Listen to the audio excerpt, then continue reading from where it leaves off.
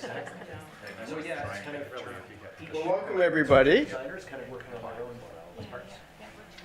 It's good to see you all here, and welcome to our folks who are connecting remotely through our live stream feed. This session is part of the ongoing what we call SET Presents, the School of Education Technology sessions that we have this year, and hopefully for years to come.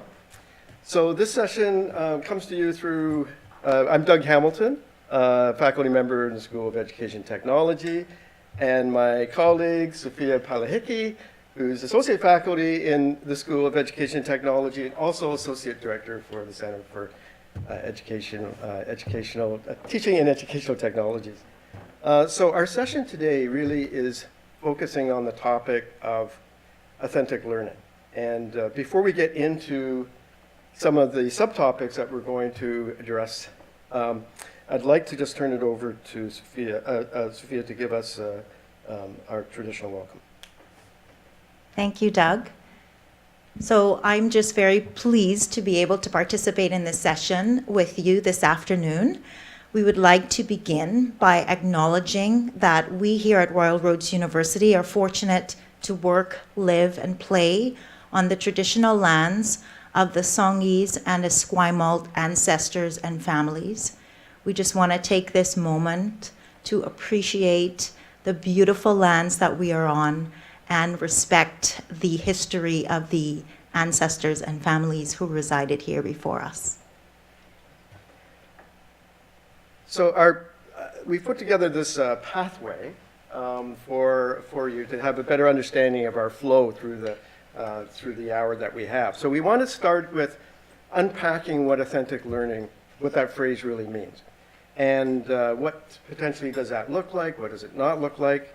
Then we want to basically ask the question, so why would we want to be engaged in either, or engaging our students in authentic learning, and why would we want to design authentic learning tasks and activities? We'll start looking at some of the key characteristics of authentic learning tasks and activities. Sophia has brought a number of examples here for us to examine. We'll touch on the topic of designing authentic learning activities, and then we'll end with Sophia giving us a short summary of how can we self-assess our courses for authentic learning components. So that's our agenda for the hour that we have. So I just wanted to start with a personal experience of mine, and it was really this goes back to high school, and I don't think I would have been very familiar with the phrase authentic learning back then. All I remember really is that this activity that I'm going to describe to you was a very powerful activity for me as a learner, and left a deep impression with me about what learning could look like. So this was Mr. Daly's grade 11 urban geography class in a suburb of Toronto.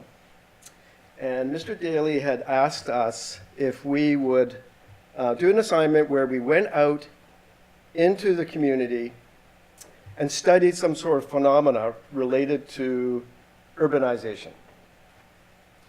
He left some fairly broad parameters. He said, I want you to come back and do a presentation about what you've discovered and what you will take away from that experience. And he said, you can partner up with someone else to do that. He said, I would prefer it if you would partner up or form a team and do this assignment. So I partnered up with 3 other of my classmates who also were, they were good friends of ours in the class, of mine in the class. But we started to examine, what would we want to study? What would be an issue that we all have in common that we feel quite passionate about? And although we were in a suburb on the west side of Toronto, one of the things that we would see when we were driving along the 401 was the new construction of Highway 404, which was the extension of the Don Valley Parkway. And for people who know Toronto, the Don Valley the parkway goes through the Don River Valley. And we started asking ourselves questions about, I wonder what the impact of this road extension would be on the community, on the environment, on the watershed of the river. And wouldn't that be a great topic to examine? So we started to think about how we would go about it. And we remembered that a couple of weeks earlier, the principal had made an announcement over the loudspeakers that there was this new technology that the school was able to tap into, and that they had been shipped a video camera. Now, this was the late 70s, so video technology was new to all of us. It was before MTV, so it was, again, we're just kind of getting our heads around, well, what does this do and what would it allow us to do? Well, one of our group members said, hey, why don't we go to media services and see if we can borrow this? Because the principal had invited people, students and teachers, if you want to see the technology, if you want to try it out, go to media services. So we tentatively all walked over and knocked on the door of the media services department, and we asked them, we said, we think you have this thing called a video camera? And they said, oh, yeah. And they invited us in, and they said, we still have it in the box. We haven't had a chance to test it out, bring it out, and put it together. And he said, what did you have in mind? We said, well, we had this project, and we wanted to we were thinking about if we could do some video work on it, that would be quite interesting. So they said, the technician said to us, we haven't had the time to take it out, but if you want to take the boxes, take the instructions, and test it out, and come back and show us what you've learned, to show us how to use the technology, that would be wonderful. And we were thinking, wow, this is kind of different. We're going to be testing it out, but we did take the camera.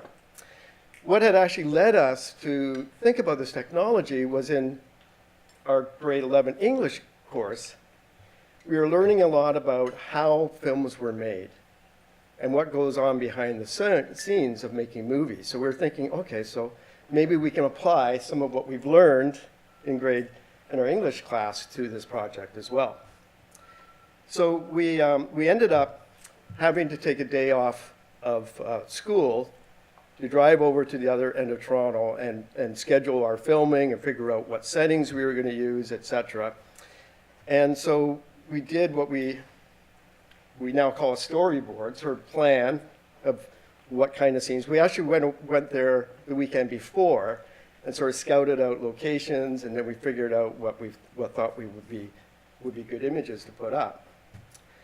But when we were trying to schedule the day off, we had to go to our other teachers and explain that we had this project for Mr. Daly, and would it be okay for us to take the day away from their particular courses so that we could work on this project. And all of our teachers gave us permission to do that, which was a relief because we were thinking, how are we going to get this done if we couldn't?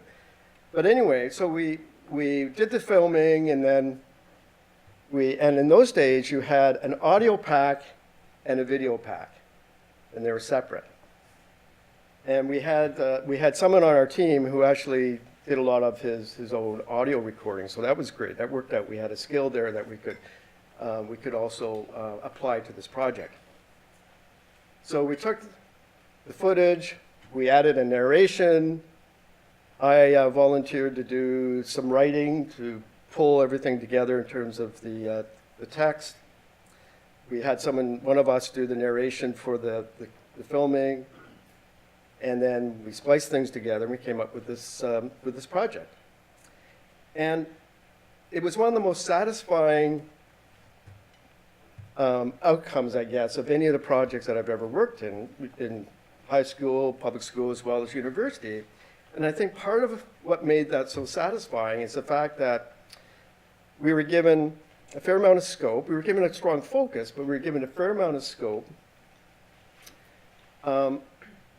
We were put into a position where we were trusted by people who were in positions of authority, which was great.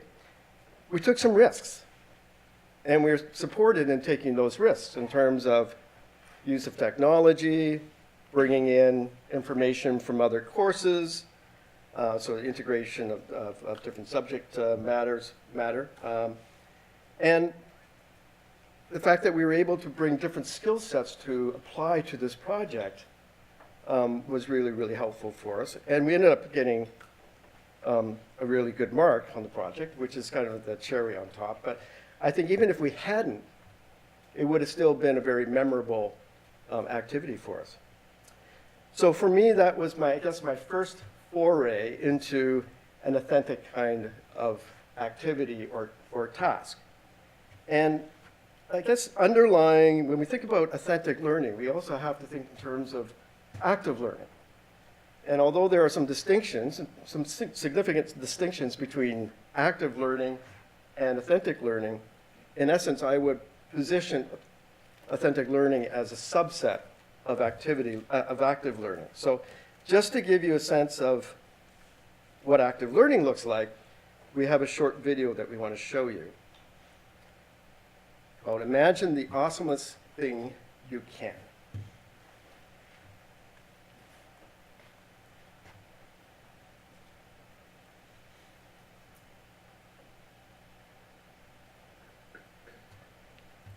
Imagine the awesomest thing you can, like an automatic grilled cheese maker, or a time machine, or a time machine with an automatic grilled cheese maker. Now imagine who's going to invent it. Him? Glasses here? Whoever they are? Or maybe her? But how do kids like these become the types of people that do things like this? Maybe we should ask this guy.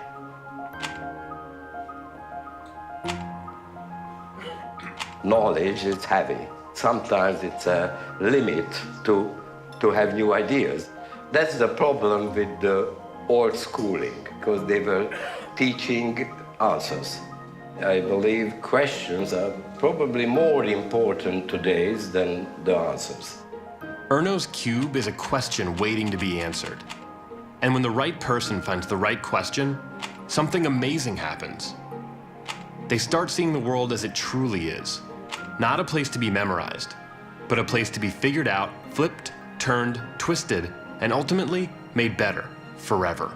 Today, she may be an octopus, but help kids like her fall in love with problem solving, and they will embark on journeys to become scientists, artists, engineers, designers, inventors, or something no one's ever been before, but you can bet we're gonna need. That's why moments like this, Go! and this, and this, and especially this, are so important. Because there are companies to found, planets to walk on, time machines to invent, a future to be made amazing. We may not know what it's going to look like, but we know who's going to do it.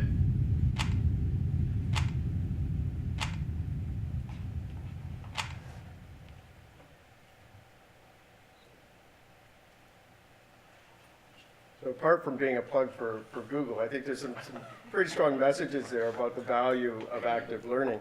And although not all the activities you saw in that video we would call authentic learning activities, certainly you saw the range of and degree of sort of activity within those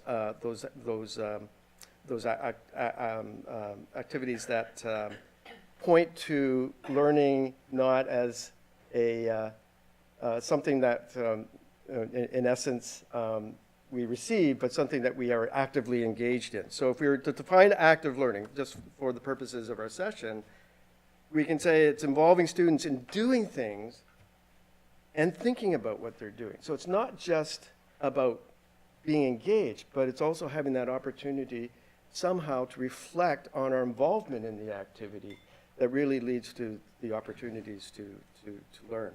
So when we think about doing, we're thinking about things like constructing, creating, discussing, explaining, formulating, debating, brainstorming, revising. And when we're thinking about the thinking part of active learning, opportunities to summarize, to draw conclusions, to relate one thing to another, to reflect, to synthesize, to pose hypotheses, and as the video pointed out, to ask good questions, which I think is at the heart of active learning as well as authentic learning.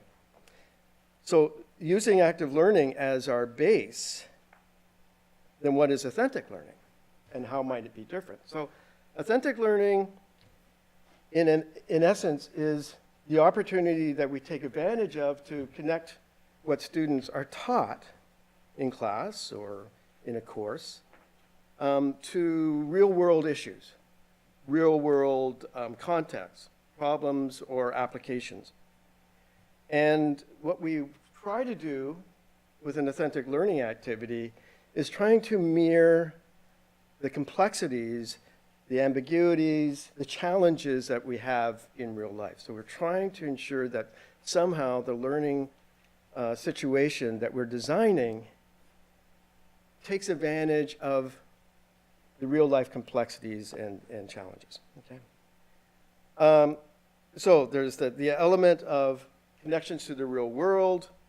There's the element of being relevant, students seeing relevance in the tasks that they're asked to do to their own perhaps situation.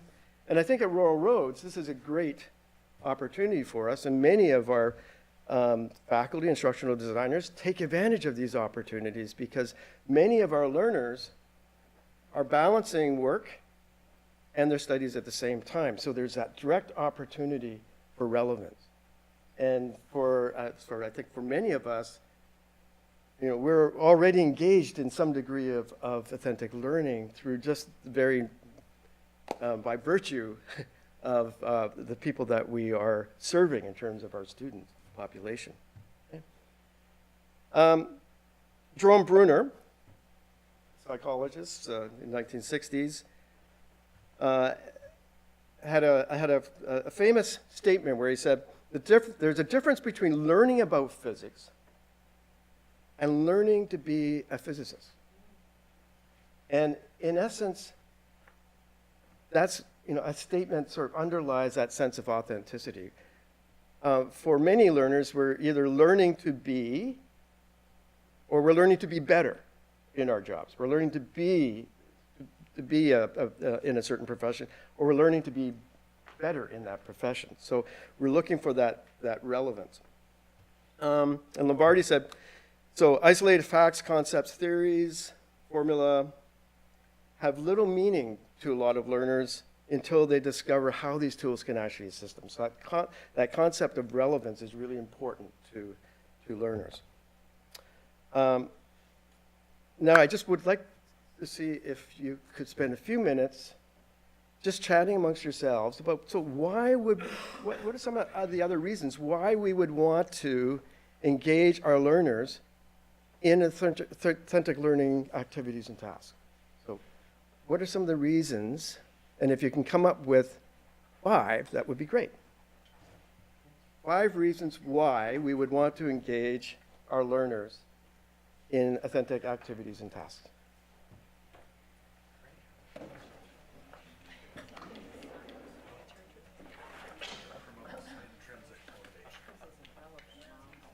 Give you 5 minutes for that.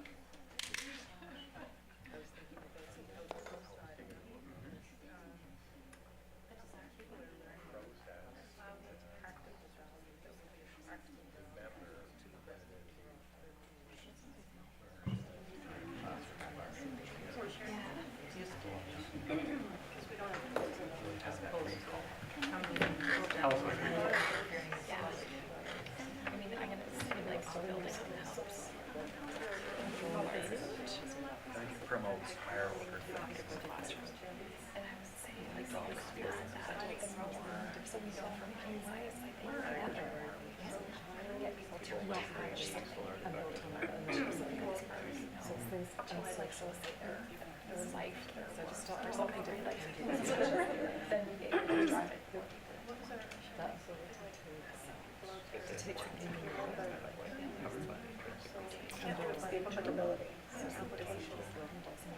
Also, they promote self-efficacy, better negotiating, better grades, what we learn.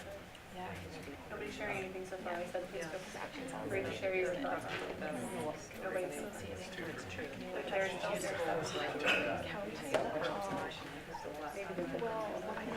And we just want to build up a lot more. Like, so my students More likely to achieve you can do this. oh, we become jobs. Produce something more mathematically as opposed to if you got to 80%, that was abstract. So they're getting skipped 2 years, which I just don't.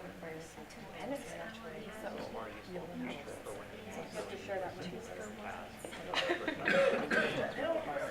Well, and if you look into researching the memory, authentic learning, retrieval, as you have integrated it into more ways, not just memorized. How versus recall learning. also we would think it should be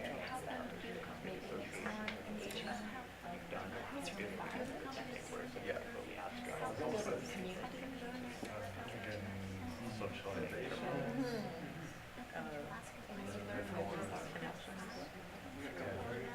Other areas of learning. Like we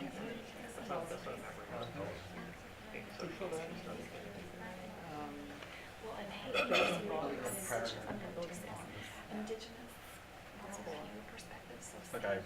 to memorize the formula for gravitational attraction when I was taking physics in high school. You actually engaged to connect. I can tell that in high school I never to almost remember trees, to lakes, to rivers, to that. I was in classrooms, I had stuff to learn. I did not now, so feeling like it wasn't connected to anything, just general like high school talent to learn to everything. How we kept it's just why does what am I going to do here? Because you don't always do it. That's why.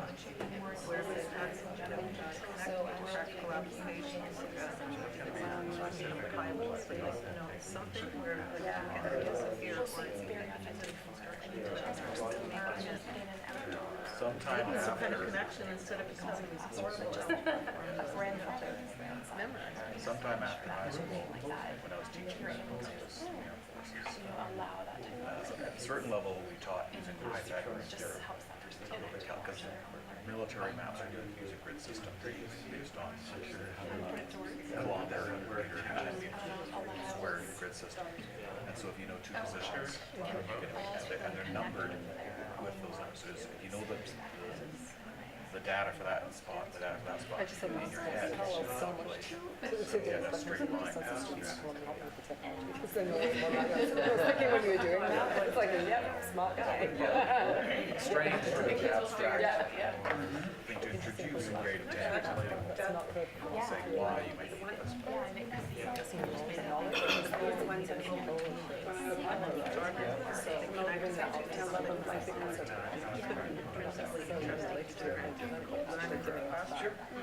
Then that's how I around and figure it out. I think it's hard to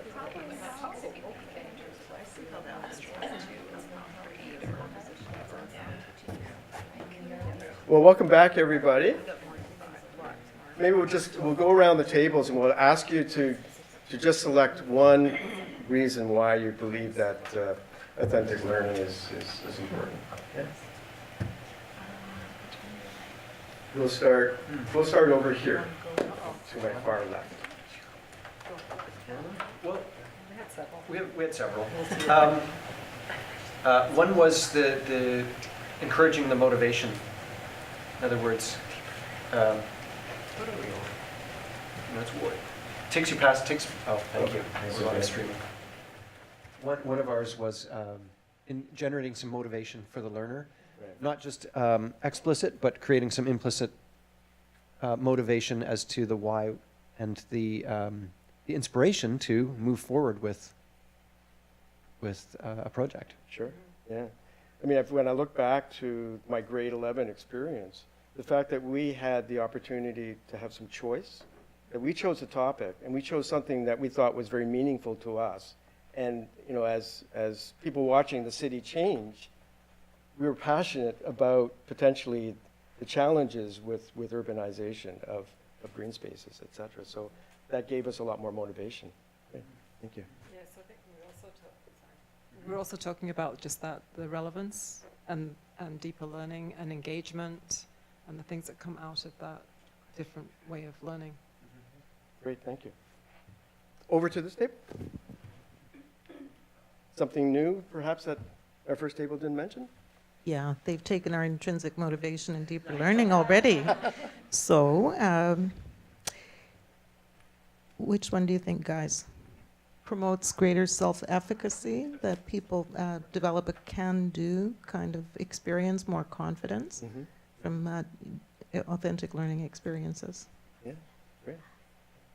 More confidence in learning, mastery of skills that you're applying, that you have more perhaps confidence when you take those skills to the workplace or to another context perhaps as well. Thank you.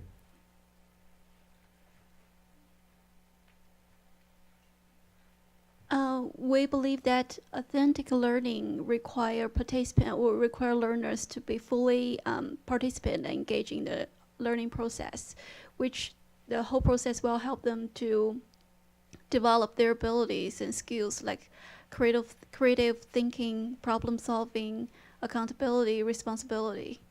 Well, it's interesting too, because authentic learning doesn't necessarily have to involve teamwork.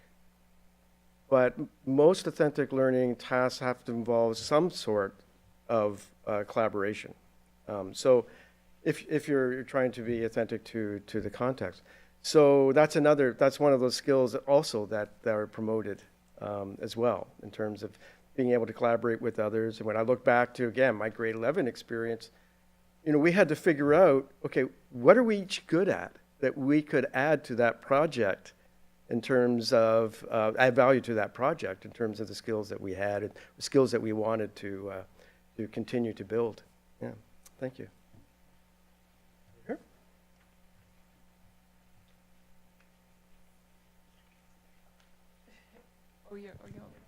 He's giving it to me. Well, I think aside from the practical aspect of just allowing opportunities for our students to get their real work done in their workplaces at the same time as their schoolwork, the same project could kill two birds with one stone. We talked, about lots of things, but we actually think it might help with forming class community. So if we're all working on authentic learning activities, maybe we'll get to know each other better. We can see our passions, we can see what helps us come alive. I think it could strengthen bonds between a class if people are working on things that they're really interested in and passionate about and are useful for their lives. And a great example of that would be, how some of our programs and some of our courses will use a live case.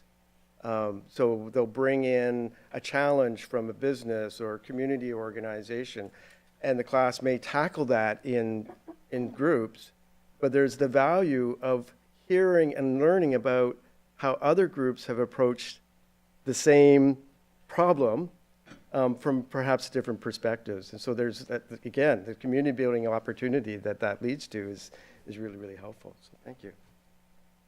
And over here to Marlene. Well, as Royal Roads is aiming to graduate people who can solve world problems using their skills obtained from what they've been taught here, when they work on projects that come from authentic learning, then they can use those examples of what they've accomplished on their resume when they're job hunting for their new position, if they're seeking to upgrade. And then we had one from the online people. Authentic learning, why? To promote excitement and a love of lifelong learning. Great, thank you. Thanks. So here's just my list of reasons. I think actually your reasons are better, so we're going to move on from that. But if you access the PPT, there's a list of reasons there. I want to just start unpacking a little bit more, and then Sophia's going to show us some examples of.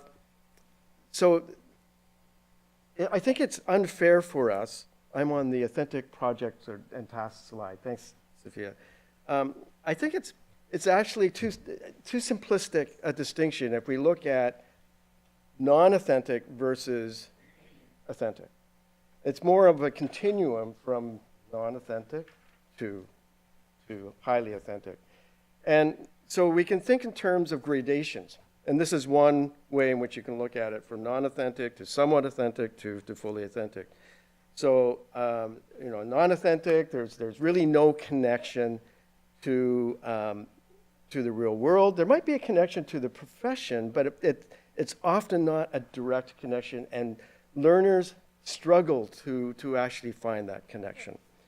In a somewhat authentic context, the work would simulate, or the task or activity simulates what happens in the real world of that particular profession or job. And then fully authentic is that the work has a direct impact or use in that particular profession or job. And it may mean actually, as we had to do in grade 11 urban geography, get out and get into the community, or get out and get into the job environment. Okay? So that's, I think, an important distinction that we can make. So even if, when we're doing a self-assessment of our own teaching and some of the activities that we perhaps have already in our courses around authenticity, we can look at, okay, so maybe some of our activities are somewhat authentic. Are there opportunities for us to move it over into being more authentic? Or can we make some nuance or changes and tweaks to make it more fully authentic? Okay. So when we look at different qualities of authentic projects or tasks or activities, we can say we want them to address real needs. We've talked a lot about relevance. Perhaps we can't always get into the setting or have people apply it directly to the setting, but perhaps we can build in some simulations within our class environment or course environment. But are there real operations that we can do within those simulations that involve either tools or conceptual mindsets or standards or processes that would be used in those settings that would allow for people to practice and then think about how they could apply that to the real setting. Okay, so I am going to turn it over to Sophia at this point to share some examples, because you're probably thinking, okay, so I have a bit of an understanding now of what authentic learning is in terms of the underlying definition, et cetera, and some characteristics, but let me see some real activities that really try to express these concepts in action. So over to Sophia. So I'll get you to do the microphone. Walk around. Thank you.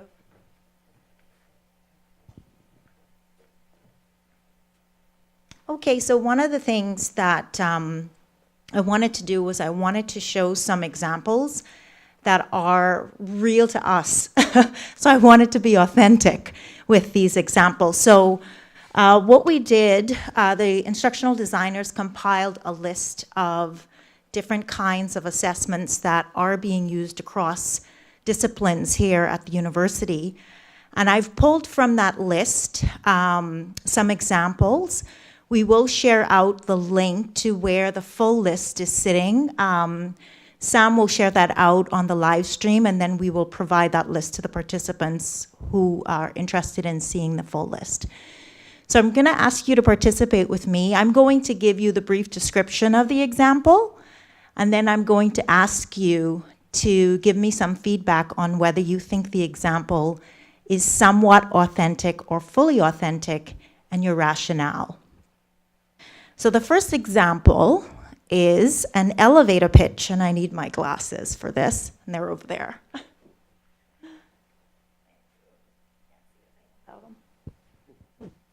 So to give you some context, this is an graduate level course. It's EXMN 398, and the focus is entrepreneurship.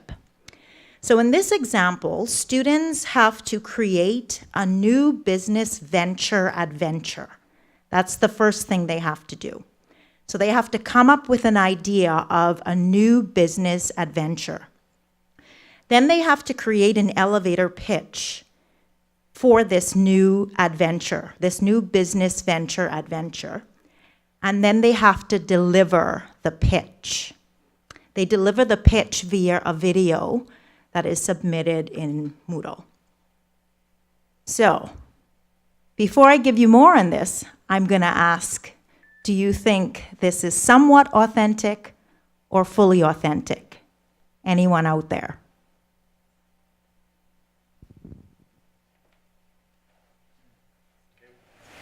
I would think that's a fully authentic exercise. It's fairly common in a lot of industries.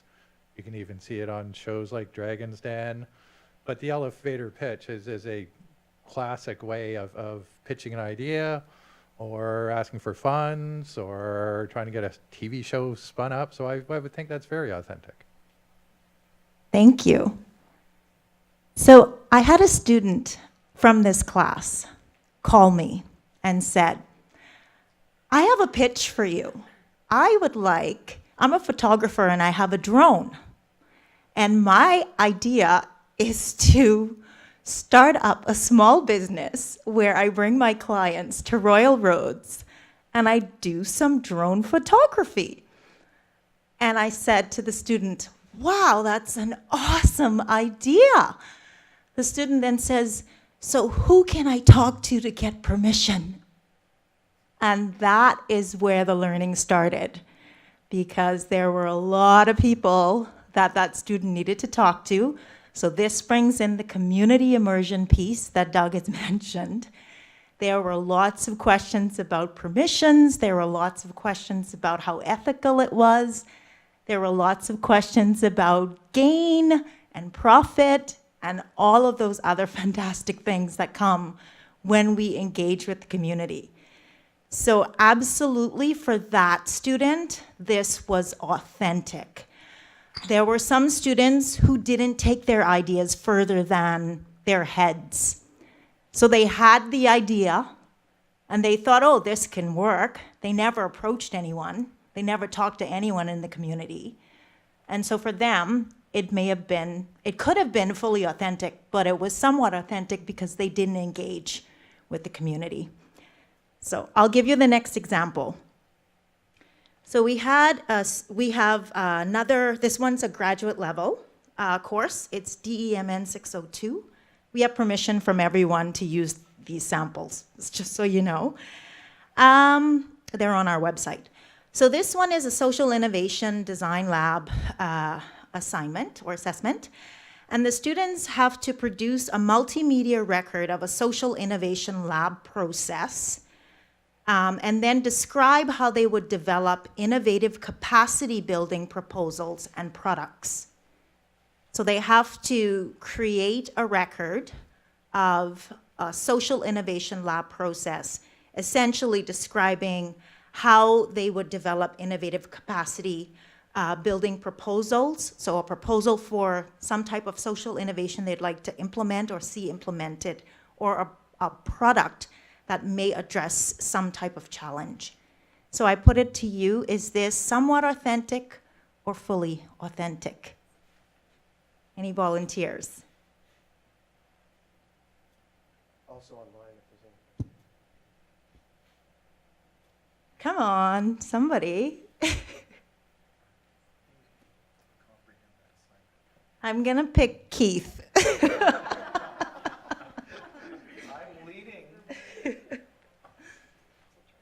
I'm leaning, because I can't place the professional body within which this is used. I'm leaning towards somewhat authentic because it struck me as at least one layer removed.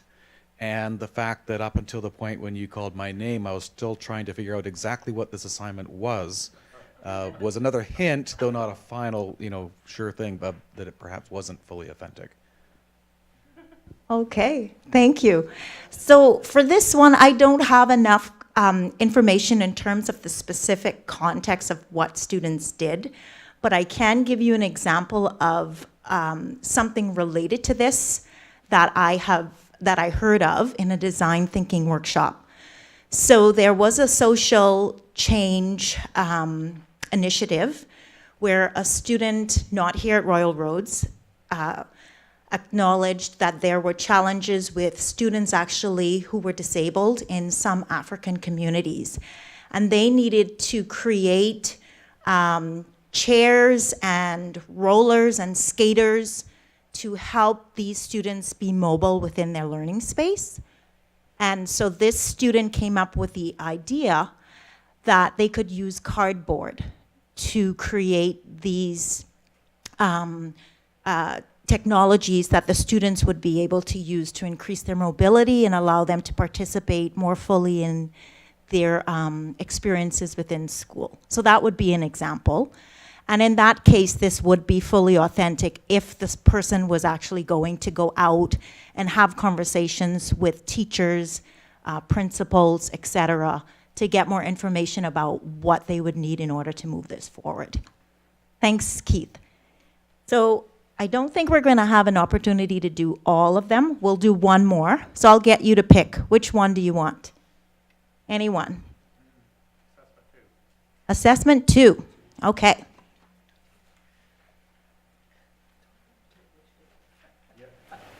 So this one is an awesome example. So this is from a graduate level course that has a field trip that requires students to go to Asia. They travel to Shanghai and Seoul. It's EXMN 669, Exploring Asia-Pacific Relations.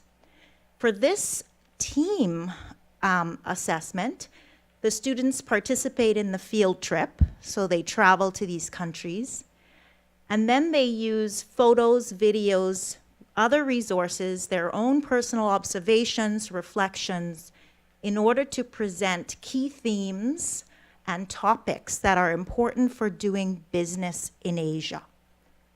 So, is this somewhat authentic or fully authentic? Don't let me pick again.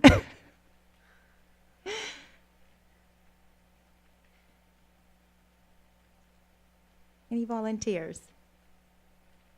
Did you need me to explain it again? Yes?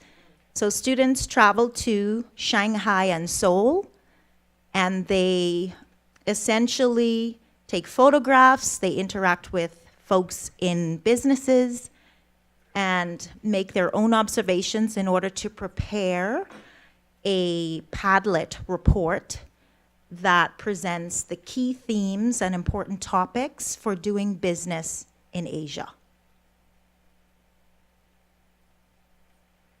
Okay, we have a hand. Thanks, Daryl. You do. This would seem extremely authentic to me. It would be very similar to a trade delegation going to a foreign country and assessing business opportunities, for example.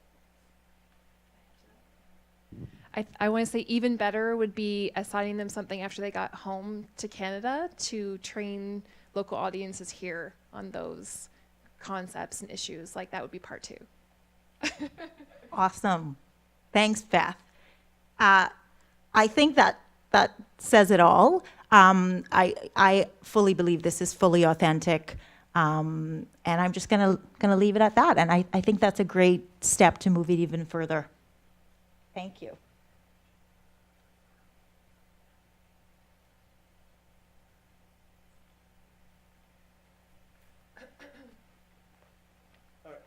So, I mean, we have, there are just a lot of activities that we could draw from at Royal Roads that show varying gradations of authenticity. So if you're thinking in terms of, okay, what kind of strategies lend themselves to designing authentic learning tasks and activities? Well, problem-based learning, a lot of obviously experiential learning activities, game simulation, role plays. I mentioned live cases earlier. The use of real data sets.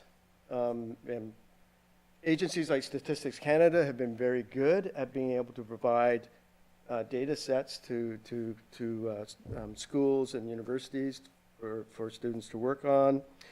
Portfolios. Portfolios are an interesting way in which you can gather, obviously, artifacts of your learning and think about how they might apply to a profession or to a real-life working context. Apprenticeships, co-op programs, obviously, service learning, and performance tasks consistent with the profession. And some of these, obviously, were illustrated through Sophia's examples.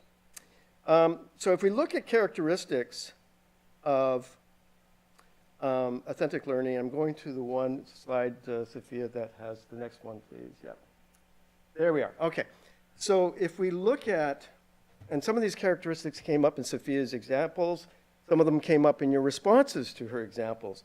And this is sort of, again, this is a little bit of a simplistic way of looking at it because it's more of a sort of a bipolar examination.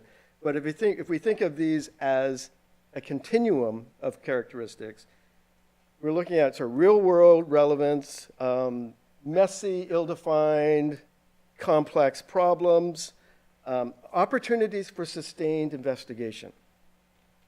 And that's, I think, from a design perspective as well as a learning perspective, even though that's a little more complex to be able to achieve, I think it can allow people to, again, get to that deeper level of learning that Joe mentioned earlier. So being able to tackle a problem from multiple perspectives. So an activity or task that allows you to look at a particular problem or challenge from various points of view is also very helpful. Opportunities to collaborate, opportunities to be reflecting on the process that you engaged in as you were learning, and also an opportunity for you to reflect on the meaningfulness of the activity to your context is also really helpful. Interdisciplinary perspective. So the opportunity, if you think about back to my grade 11 example, where we were actually rewarded in many respects for bringing in our learning from other subjects, like English, into the geography class. So that activity allowed us the space to be able to do that. Okay?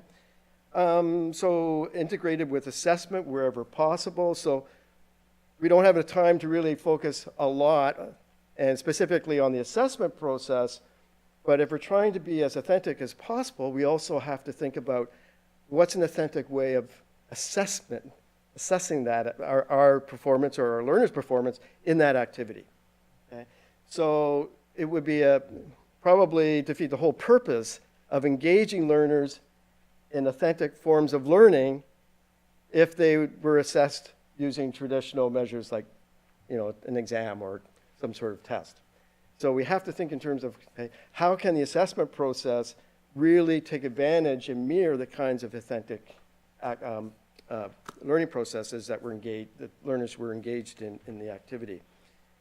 Another one that comes up in the literature around authentic learning is the opportunity to provide a polished product, some sort of deliverable, where it may be even a public deliverable. So it might be something that you produce. So for example, back to our grade 11 project, we were actually asked to present through our school district to our local municipality about our project, because they were interested in what we had learned about that sort of interface between the natural environment and the built environment.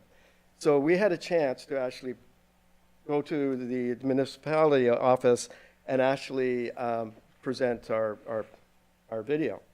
So for us, that was, again, another way to connect with a real-world context. And also it gave us a chance to really sort of sharpen the focus for what we wanted to present because we knew that it was a different audience than our classmates in the class. And then also being able to reinforce and celebrate multiple interpretations of the solutions or strategies that come from the learner. So not accepting the fact that there may be one right answer, but that there's different interpretations of what could be a possible solution. Okay? And I am going to move over to, so just very quickly, if we go to the role of instructor, Sophia, from an instructor's perspective, we have to also think differently about the roles that we provide to support our learners. So we become resource providers, we become coaches, we try to stimulate inquiry. We don't provide the answers, but we may help provide some coaching to help learners ask really good questions. We may need to facilitate the process. We may need to open doors for some of our learners, depending on where the activity is being done. So I don't know what Mr. Daly did behind the scenes to convince our English teacher and some of our other teachers that this would be a good use of our time, but I'm sure something happened that we were maybe not even aware of that enabled our teachers to be on board with us taking a day out of their courses, out of their classrooms. So those are some of the things that you might need to do as an instructor behind the scenes. You may need to coach if you're doing having a situation where you have a live case, where you have people from an organization coming in to present a real life problem or challenge. You may need to coach the presenters in terms of how to communicate to the class so that they can be engaged in the problem-solving situation in an appropriate way. So there are different roles that you play as instructors in that process of designing and also delivering and facilitating authentic learning. I am going to turn it over to Sophia. We're going to address the final question, that is, so what can I do to self-assess my own courses, the activities and tasks that I have in my courses for elements of authentic learning? And Sophia is going to show us a tool that we think is very helpful for that. Okay, so in light of the time that we have, again, Sam will share out the link to this rubric to the live stream audience, and we will provide anyone interested in the room with a link as a follow-up.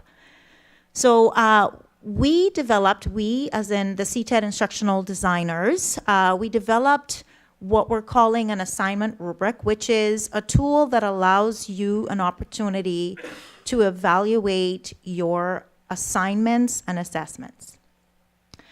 And with this tool, we have identified 4 important domains, if you will. So the first one is an examination of the purpose, rationale, and outcomes, which is absolutely critical. We are asking you to have a look at the learning outcomes and tie that back to the purpose and rationale of that assignment. The second domain is having a look at the way you describe the assignment. We call it the assignment description. So some of the things that you can examine would be things like determining whether or not the assignment has authentic components embedded, whether it will challenge the students, that you've clearly articulated what is expected of the learners, that you've provided description of how the assignment will be scaffolded and also sequenced, and then taking into consideration that you've allowed opportunities for flexibility, so allowing the students an opportunity to present the learning in varied formats. So whether it be in audio, multimedia, video, written, varied types of formats. The third domain is to have an examination of your assessment, and so really looking at your assessment criteria and how those have been articulated, ensuring that they are in alignment again with the stated learning outcomes. So one of the things is also considering whether you've provided opportunities for formative feedback. So are there opportunities for students to submit multiple drafts? Are there check-in points for the students to get some feedback from the instructor or from the learning community before submitting something in final? Is there peer and self-assessment included? Or, is there an assessment rubric, whether that be a holistic rubric or an analytic rubric? And if you're not a fan of rubrics, there are lots of other ways that you can articulate the expectations and the criteria without having it sit in the form of a rubric. The final domain is format and organization. So looking at things like, have you clearly articulated what your expectations are in terms of length, format, due dates, whether you've articulated the assignment using a descriptive noun. So for example, a site analysis, an elevator pitch is an example. And then looking at things like whether you have provided examples of resources that students may find useful, and are those resources readily available for students. So we have this rubric sitting on our website, and it is interactive. So you can go in and essentially do an evaluation, of your assessments, and then identify where there may be ways that you can improve it, because it will show you under the domains the different criteria that you may not necessarily have articulated well. So, thank you. Thank you. And just to wrap up, I know this has been sort of a whirlwind tour of authentic learning, but for more information, in our PPT, we put together a series of resources that you can have a look at. And one of the books that I would highly recommend is a small book called A Guide to E-Learning, put together by Jan Harrington, Thomas Reeves, and Ron Oliver. And Jan's got a great website as well that I think I've linked here. And there's YouTube video in the PPT that you can look at. She's got a whole series of YouTube videos on authentic learning. And then our last, the next page, we have just some books actually that touch on authentic learning that you might want to have a closer look at if you're interested in this topic and delving into it further. So just in summary, I want to thank, first of all, Sophia for being my collaborator on this session and being able to show some really good examples of authentic learning in action. And, when we look at the original version of our learning and teaching model, there is a really nice little section that we put together on authentic learning. But I think, at Royal Roads, we have all these great opportunities, given our model, but also given the learners that we serve. And as we learn more about authentic learning, I think we have great opportunities to be able to apply that to making our learners' experiences engaged in authentic tasks even better. So thank you all for coming, and appreciate your participation and your questions and your contributions.